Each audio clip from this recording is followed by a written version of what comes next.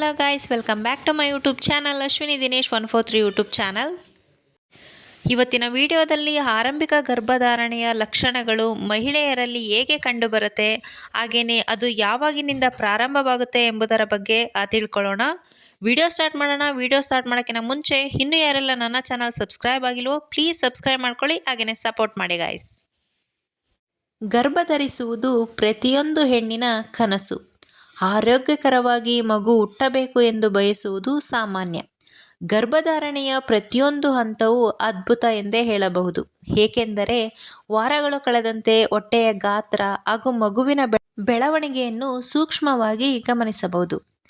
ಆರಂಭಿಕ ಗರ್ಭಧಾರಣೆಯನ್ನು ಕೆಲವು ದೈಹಿಕ ಬದಲಾವಣೆಗಳಿಂದ ಸುಲಭವಾಗಿ ಕಂಡುಹಿಡಿಯಬಹುದು.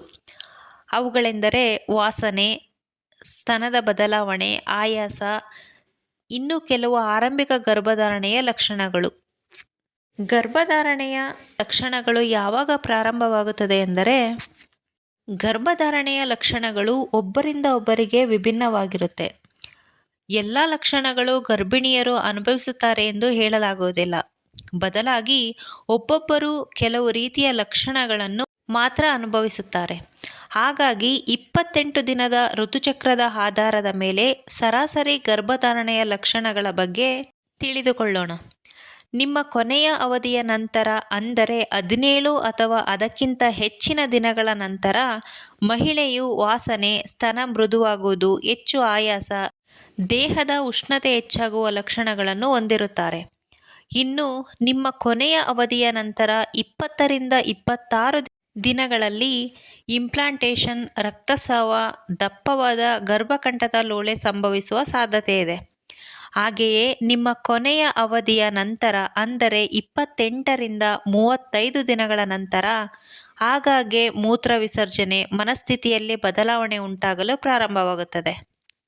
ಇನ್ನು 35 ದಿನಗಳ ನಂತರ ಗರ್ಭಧಾರಣೆಯ ಇತರ ಲಕ್ಷಣಗಳನ್ನು ನೀವು ಪಡೆಯಲು ಶುರು ಮಾಡಬಹುದು.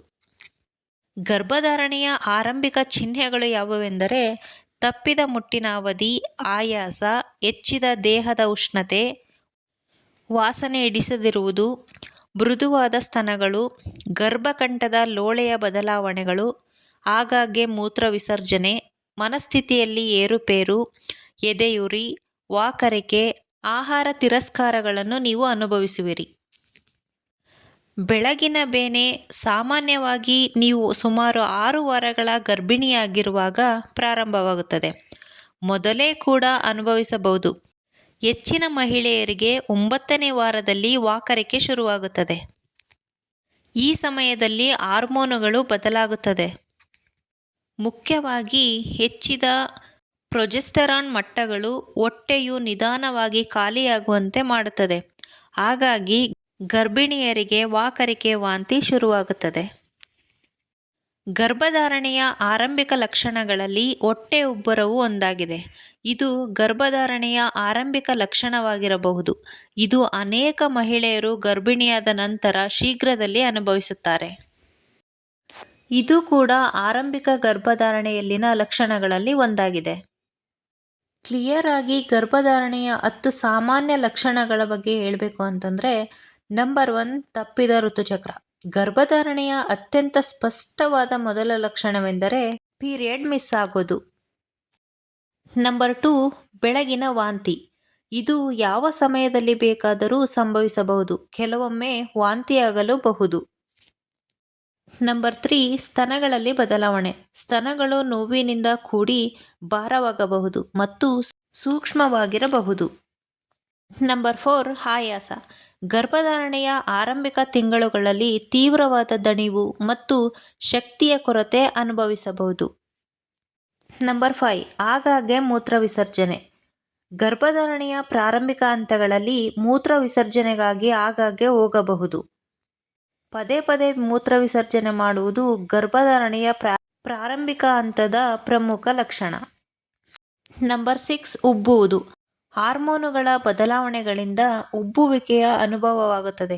ಇದು ಮುಟ್ಟಿನ ಮೊದಲು ನೀವು ಅನುಭವಿಸುವ ಲಕ್ಷಣ. ನಂಬರ್ 7, ಮನಸ್ಥಿತಿ ಬದಲಾವಣೆ. ಹಾರ್ಮೋನ್ ಏರಿಳಿತಗಳಿಂದಾಗಿ ನೀವು ಅತಿಯಾದ ಭಾವನಾತ್ಮಕ ಅಥವಾ ಕಿರಿಕಿರಿಯಿಂದ ಕೂಡಿರಬಹುದು. Number 8 implantation ರಕ್ತಸ್ರಾವ. ಫಲವತ್ತಾದ ಅಂಡಾಣು ಗರ್ಭಾಶಯದ ಒಳಪದರಕ್ಕೆ ಅಂಟಿಕೊಂಡಾಗ ಸಂಭವಿಸುವ ತಿಳಿ ರಕ್ತಸ್ರಾವ ಇದಾಗಿದೆ.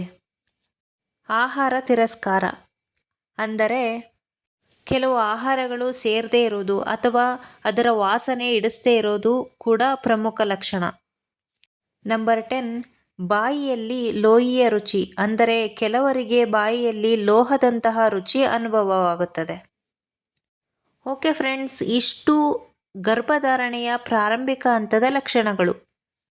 ಓಕೆ ಫ್ರೆಂಡ್ಸ್, ಇವತ್ತಿನ ವಿಡಿಯೋ ನಿಮಗೆ ತುಂಬ ಇಷ್ಟ ಆಗಿದೆ ಅನ್ಕೋತಾ ಇವತ್ತಿನ ವಿಡಿಯೋನ ಮುಗಿಸ್ತಾ ಇದ್ದೀನಿ. ಇನ್ನೂ ಯಾರೆಲ್ಲ ನನ್ನ ಚಾನಲ್ ಸಬ್ಸ್ಕ್ರೈಬ್ ಆಗಿಲ್ಲೋ ಪ್ಲೀಸ್ ಸಬ್ಸ್ಕ್ರೈಬ್ ಮಾಡ್ಕೊಳ್ಳಿ. ಹಾಗೆಯೇ ವಿಡಿಯೋ ಇಷ್ಟ ಆದರೆ ಒಂದು ಲೈಕ್ ಮಾಡಿ, ಕಮೆಂಟ್ ಮಾಡಿ, ನಿಮ್ಮ ಫ್ರೆಂಡ್ಸ್ ಆ್ಯಂಡ್ ಫ್ಯಾಮಿಲಿಗೆ ಶೇರ್ ಮಾಡಿ. Okay friends, take care, bye ಬಾಯ್.